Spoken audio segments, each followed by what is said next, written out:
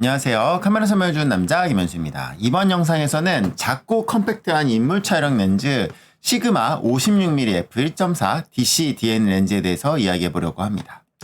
이 렌즈 이거 예전에 출시된 거 아니에요 라고 생각하실 수 있는데 맞아요. 예전에 출시된 렌즈가 맞는데 이번에 새롭게 RF 렌즈로 출시를 하게 되었습니다. 시그마의 56mm f1.4 DC-DN4 RF 렌즈인데요. 이게 DC-DN이잖아요. 이게 미러리스 카메라 렌즈이고 크롭바디용 렌즈라는 뜻이고 RF용으로 새롭게 출시가 되었습니다. 사실 캐논 같은 경우는 렌즈군이 정말 많이 부족하거든요. 이 RF 마운트가 진짜 많이 부족한데 그 중에서 RF-S는요. 진짜 이게 딱 바디 4개, 렌즈 4개.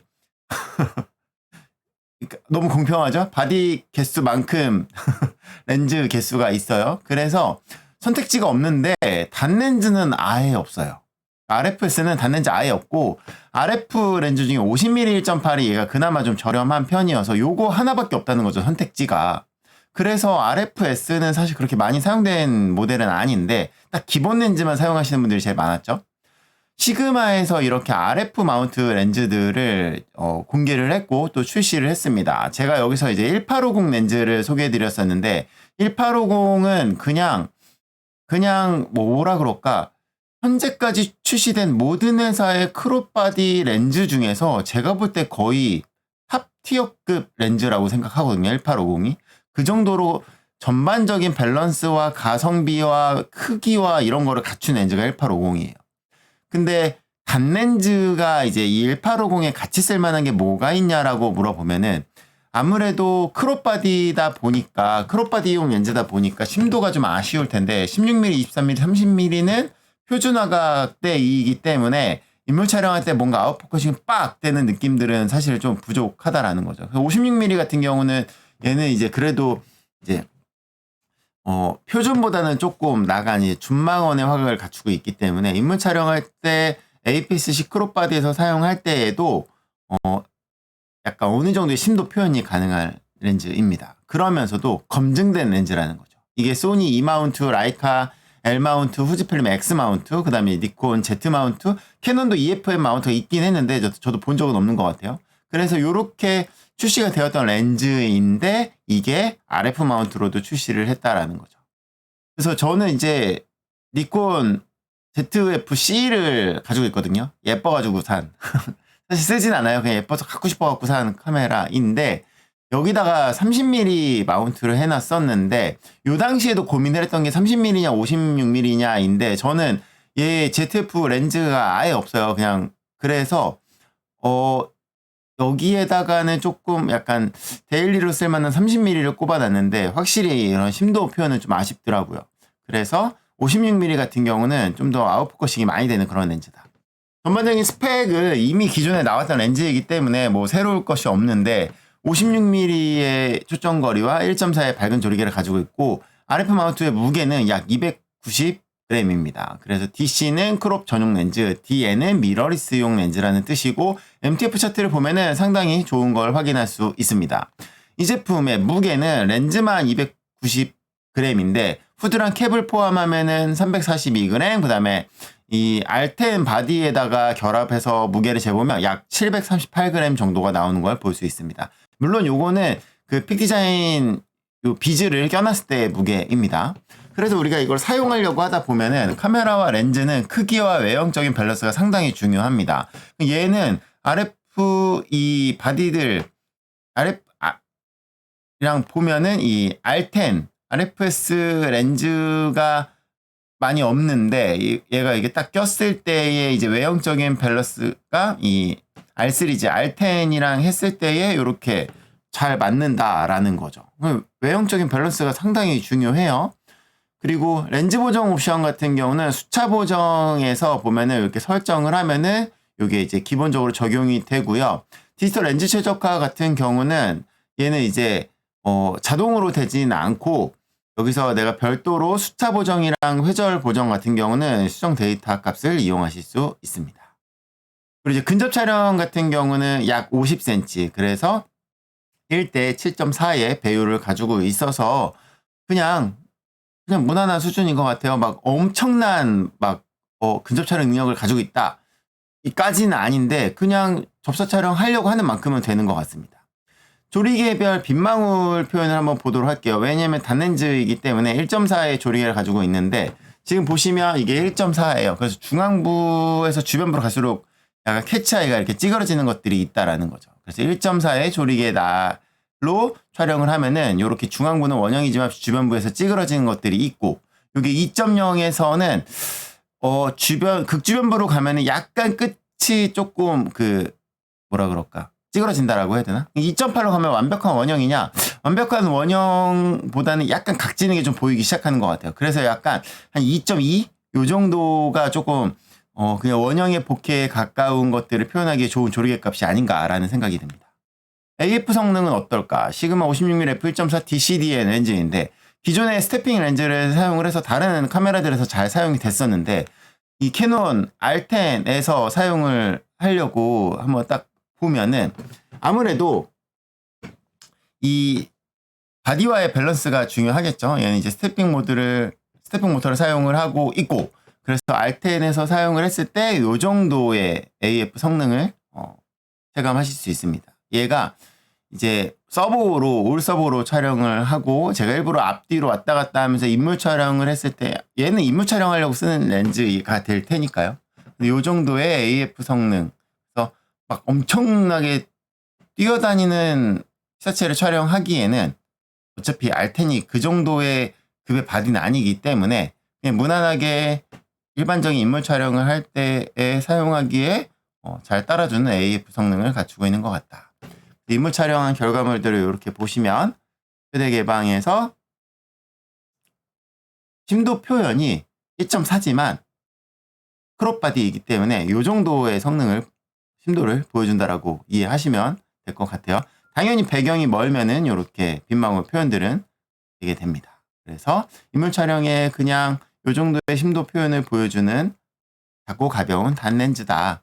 저도 저희 두 아들을 이렇게 촬영을 해봤는데 이제 애들이 움직이니까 쉽지 않은 것 같아요. 동영상 촬영에는 어떨까? 이 R10 같은 경우는 손떨림 보정이 없지만 영상 촬영 중에는 얘가 전자식 보정을 지원을 합니다. 그래서 디지털 IS라는 게 있는데 이게 켜기가 있고 강하게라는 게 있어요. 그래서 여기서 이제 강하게라는 걸 적용을 해서 보면은 요 정도의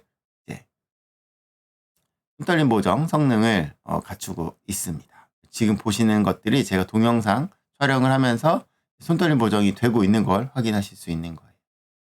이게 전자식 보정이기 때문에 조금씩 움직이기 때문에 튀는 부분들은 있는 것 같습니다. 자, 그러면 시그마의 56mm f1.4 DCDN 렌즈 사용해본 느낌은 어떠냐? 이제 근접 촬영 같은 경우는 그냥 뭐 꽃 찍고 약간 소품 찍고 요런 거 할 때에 괜찮은 것 같아요. 근데 이제 추워져가지고 꽃은 없으니까 봤을 때의 이런 빗망울 표현이라든지 요런 부분들 괜찮게 되는데 이게 아마도 전자선막 셔터를 끌 수가 없기 때문에 너무 빠른 셔속에서는 이렇게 복해가 조금 잘리는 이런 부분들은 있는 것 같아요. 이거는 이제 바디가 어쩔 수 없는 것 같아요. 그래서 R10으로도 이런 건 안 된다. 자, 화질 같은 경우는 뭐 최대 개방 화질 좋은데 야외 건물이나 이런 걸 바디에 셔속 제한으로 찍을 수가 없어요. 밝은 날에 2.5로 찍어도 셔속이 4000이기 때문에 그래서 화질적인 부분까지는 들어가지 못했지만 기존에 이미 검증이 된 렌즈이기 때문에 기존의 리뷰들을 참고하시면 될 것 같습니다. 그래서 스냅 촬영할 때에 이렇게 그냥 가볍게 편하게 사용할 수 있는 렌즈다. 이 정도로 이해하시면 될 것 같습니다. 그냥 소품 찍고 인물 찍고 이렇게 해본 거예요. 빗망울은 제가 일부러 1.4로 계속 찍었는데 이런 게 이제 조금 찌그러지는 게 싫으면 2.0이나 2.2 정도를 사용하시면 됩니다. 그러면 이 RFS 렌즈로는 단렌즈가 없다라고 말했는데 이 56mm f1.4 DCDN 렌즈의 경쟁 상대는 아마도 다른 시그마 렌즈들이 될 것이고요. 유일한 비슷한 화각대의 렌즈가 뭐가 있냐라고 물어보면 캐논의 이 50mm f1.8 렌즈가 있습니다. 얘가 풀프레임 렌즈인데 얘는 1.8이죠. 시그마는 1.4이고 누가 더 고급 렌즈냐라고 물어보면 시그마 렌즈가 확실하게 고급 렌즈예요. 이 캐논의 RF 렌즈는 완전 보급형 렌즈입니다. 얘는 이제 조리개 날 7매이고 시그마는 9매를 사용을 하고 있고 모터는 둘 다 STM인데 무게는 이 캐논이 더 가볍습니다. 제가 알기로 얘가 가벼울 수 있는 게 그 마운트만 금속이고 나머지가 다 플라스틱일 거예요. 그래서 좀 더 그 만듦새가 있고 튼튼하게 만들어진 고급 렌즈는 시그마의 56mm f1.4 렌즈가 맞고, 요게 풀프레임 기준으로 환산을 하면은 시그마는 약 90mm, 캐논 같은 경우는 약 80mm의 렌즈라고 이해하시면 될 것 같습니다. 자, 외형 간단하게 보도록 할게요.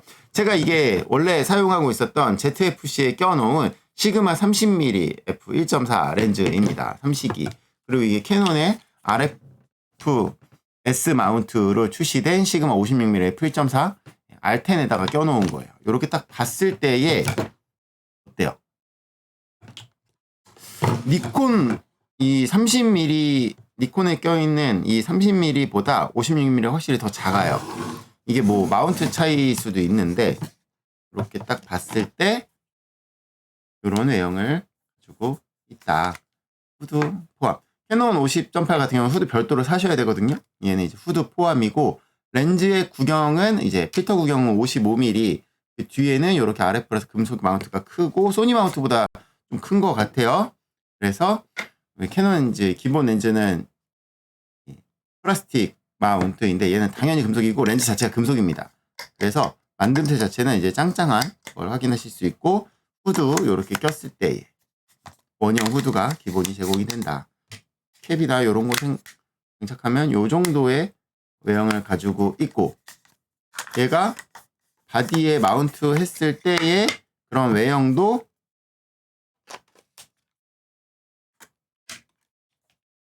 이렇게 밸런스가 잘 맞는 것 같아요. 잘 잡혀 있는 것 같아요. 그래서 시그마가 확실히 이 APS-C 모델들에는 잘 맞는 렌즈를 잘 출시하고 있는 것 같습니다.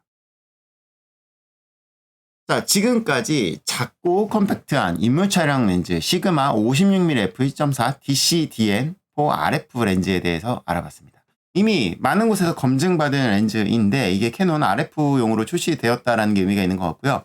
캐논 RF용으로 계속 렌즈가 나오는 거 보니까 풀프레임도 나오지 않을까라는 생각을 하시는 분들도 계실 것 같은데, 제가 볼 때 그럴 일은 없어요. 캐논은 RF 풀프레임용 렌즈를 지금 허용할 수 있는 상황이 아니에요. 왜냐면 기존 렌즈들이 서드파티 호환 렌즈들에 비해서 많이 부족하거든요.